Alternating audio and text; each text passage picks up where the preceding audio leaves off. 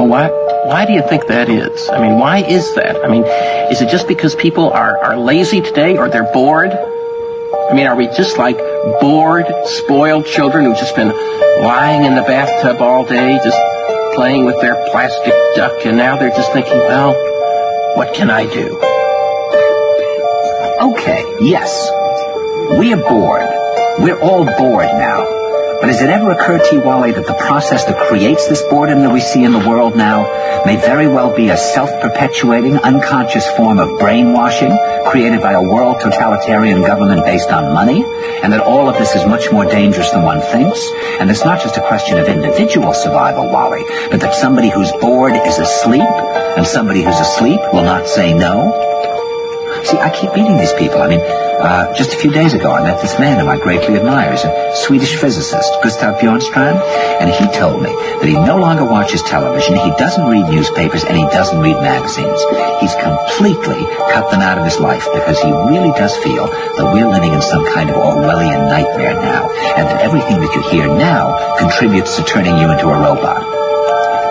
When I was at Findhorn, I met this extraordinary English tree expert who had devoted his life to saving trees. Just got back from Washington, lobbying to save the redwoods. He's 84 years old. He always travels with a backpack because he never knows where he's going to be tomorrow. And when I met him at Findhorn, he said to me, "Where are you from?" And I said, "New York." He said, "New York, yes, that's a very interesting place. Do you know a lot of New Yorkers who keep talking about the fact that they want to leave but never do?" And I said, "Oh, yes." And he said, "Why do you think they don't leave?" I gave him different banal theories. He said, "Oh, I don't think it's that way at all." He said, "I think that New York is the new model for the new concentration camp, where the camp has been built by the inmates themselves, and the inmates are the guards, and they have this pride in this thing they've built. They've built their own prison, and so they exist in a state of schizophrenia, where they are both guards and prisoners, and as a result, they no longer have, having been lobotomized, the capacity to leave the prison they've made, or to even see it as a prison." And then he went into his pocket and he took out a seed for a tree and he said, "This is a pine tree." He put it in my hand and he said, "Escape before it's too late." See, actually for 2 or 3 years now, Chiquita and I have had this very unpleasant feeling that we really should get out. And we really should feel like Jews in Germany in the late 30s. Get out of here. Of course, the problem is where to go, because it seems quite obvious that the whole world is going in the same direction.